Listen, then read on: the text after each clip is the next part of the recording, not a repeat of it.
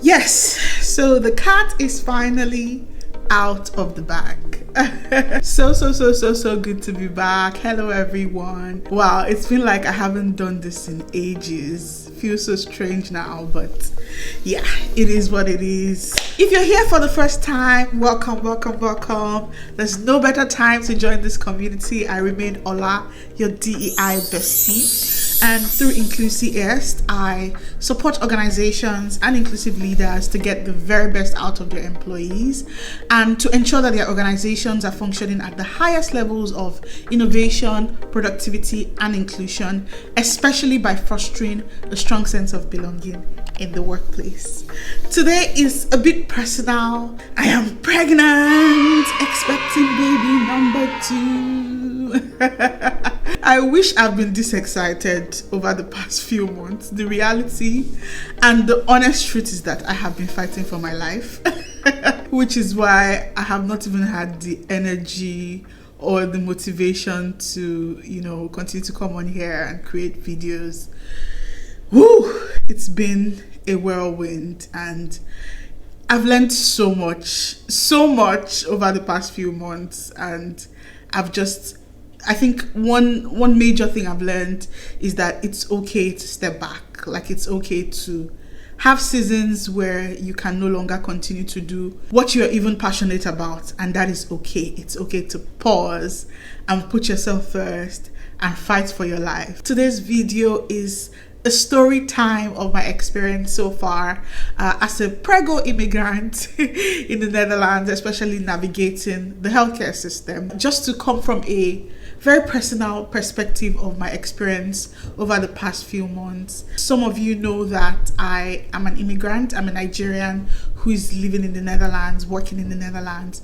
And so the experience of being pregnant while living and working here has been a very big experience for me. A lot of lessons learned, a lot of things unlearned, a lot of highs and lows that I thought to, just talk about in this video. I would say it's been an eye-opening experience, really different from my first experience being pregnant, because I was pregnant for the first time in Nigeria, where I was born and where I've been brought up for nearly 3 decades. So there were lots of, familiarities, lots of support system. But this time around, I really had to learn a lot, especially about the Dutch healthcare system as an immigrant. There were some quirks that I experienced, and as much as I don't necessarily see them as negative, it was just really different. So within the Dutch healthcare system, pregnancy is not really treated as the average pregnancy is not treated as like a health condition. A family doctor is called huisarts here in Netherlands. Your general practitioner doesn't even get to manage your care, right? You just get sent to a midwife of your choosing. You choose a midwife, you register with the midwife, and you can only access hospital care when there is a clear need for you to. So for instance, there's a risk factor or whatever that necessitates your being sort of transferred to the hospital for care throughout your pregnancy. And that was the case with me. I couldn't even just go to any hospital of my choice. My midwives sent me to the teaching hospital in the city where I live. I live in Rotterdam, and I was sent to Erasmus Hospital, a teaching hospital that offers like the highest level of care for pregnant women. And that was because of several health issues like pregnancy-induced hypertension and, a whole lot of other issues that sort of made the situation a bit riskier than normal. I found that, really interesting, that I couldn't even go to a hospital of my choice. And sort of the system had a kind of metric that they used to determine the hospital that would be able to take sufficient care of me. I found that, very interesting, because in Nigeria, you literally go to the hospital where you feel comfortable, and nobody would tell you you can't go to this hospital, or this hospital does not have, the sufficient kind of systems to care for you. So I found that Really interesting. And then there was this silent expectation for every appointment that I went to. I found that most of the time I was the only one who didn't come with my partner. My husband did go for some appointments when his work schedule sort of aligned with my appointments. He did attend a few, but I found that the majority of the times when I went without my partner, it was like, yeah, is everything fine? Is everything okay? You're here alone. Sometimes it was even unspoken, right? And I found that really interesting. It didn't matter to me in the beginning that my husband, wasn't attending with me. But because of the silent expectation of, my husband coming to medical appointments with me, I just felt like, yeah, now I want it. Now I want my husband to be with me on every appointment. And that cultural difference is just quite interesting. I had no idea how much, a new culture and a new expectation could also influence your individual expectation as you go along. What didn't matter to me suddenly started to matter to me because it was expected. And I struggled with the really decentralized healthcare system. So there was a point in my pregnancy, about a few months into the pregnancy, maybe about 5 months, that I developed a very strange cough. I didn't know what it was. It was a cough that went on for like 10 weeks, if not more. And I called the hospital, the Erasmus Hospital, where I was being cared for in my pregnancy. And they said, no, this is a cough, like it's not related to your pregnancy. So call your general practitioner, call your house-sat, your family doctor. They will take care of that. And I'm like, okay, so now I have a cough, I'm pregnant, but because the cough is not related to my pregnancy, you can't see me, you can't do anything for me. Okay, that's interesting. And then I had to book an appointment with my house-sat for that. And then at 22 weeks, I also had to get a vaccine. I was told that in the Netherlands, at 22 weeks, you can get a whooping cough vaccine to protect you and your baby from whooping cough. And I asked, where do I get the whooping cough vaccine? Is it here in the hospital, or okay, maybe even my general practitioner? And they go, oh no, there's a specific office, the Municipal Health Service, it's called GGD here in the Netherlands, where you need to book an appointment to get a whooping cough vaccine. And I was like, God. So I had to also, at 22 weeks, book an appointment there and then, get the whooping cough vaccine. And even there was a scan that I did at 20 weeks. It's called anomaly scan, just to check that everything is going well with your baby and all the, critical organs are shaping up fine and all of that. It's like, okay, I have to do the anomaly scan. And I immediately assumed that the hospital would do the anomaly scan because, they were taking care of me. They were, in charge of my care. And then they said, no, the anomaly scan would be with your midwives who referred you to the hospital. And at that point, I was almost going bonkers. I'm like, what is all of these layers and layers of healthcare providers? So I had to go to my midwives, call them all, book the appointment, go do the anomaly scan there at 20 weeks. So the decentralized nature of care was just really, it was new. It was really new for me. And because I was at a very large hospital, a teaching hospital, Erasmus, I found that the care was a little bit impersonal. Every time I went for an appointment, like in this pregnancy, every time I've gone for an appointment, I haven't had the same doctor or midwife attend to me, not even once. Like every appointment I go, I meet either a new doctor or a new midwife in the hospital. Because it's a large hospital, they're like, obviously, the team is really large. So I get a different person every time. And even though they have a very good, documentation of all that is, going on with my pregnancy and all of that, I still feel like, oh yeah, this is a bit impersonal, especially coming from Nigeria, where I had the exact same gynecologist in my first pregnancy from the beginning till the end. Like, I would always see Dr. Amadi at every appointment, so it was really different for me to be able to meet a new person every time. I wouldn't say it affected care. I wouldn't particularly say that. But one thing I noticed is that, because we're in the Netherlands, Dutch is the main language being spoken, the official language.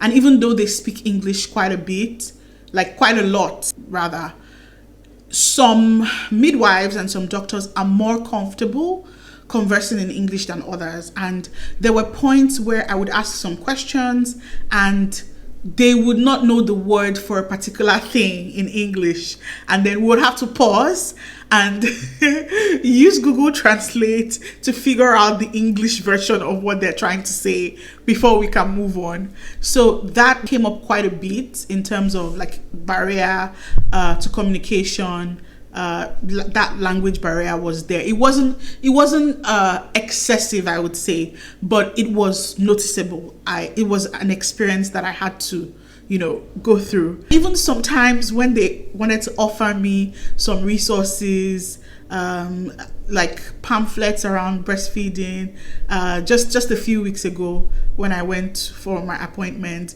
they wanted to offer me some reading materials around breastfeeding, and they're like, yeah, it's in Dutch alone. And sometime I was invited to a consultation as well. It was in Dutch alone, so I couldn't go. Yeah, so that language barrier, it showed up every now and then, reminding me that, girl, you're in the Netherlands. You were not at home. But thankfully, majority of the time, I was able to communicate in English with my healthcare providers. And another quirk I would say that I've observed within the system as an immigrant is the sort of over-monitoring that is done for pregnancies that are seen as risky, high risk. Like, I've done more scans than I can count. I have a lot of photographs from the ultrasounds. There was a particular time that my AL80 levels, it's a particular, I think, enzyme in the blood that indicates how well your liver and kidney functions. And there was a time that the AL80 level was like really high. I think the normal is around 34 units per liter of blood. But there was a time mine was around 121 units per liter of blood. And they were really, like, they were on it, they were monitoring me. They actually immediately booked me for an upper abdominal scan to just check out my liver and to ensure that, it was not an indication that there was trouble. Even at some point, my iron levels were really low. They were suspecting also that I had gestational diabetes.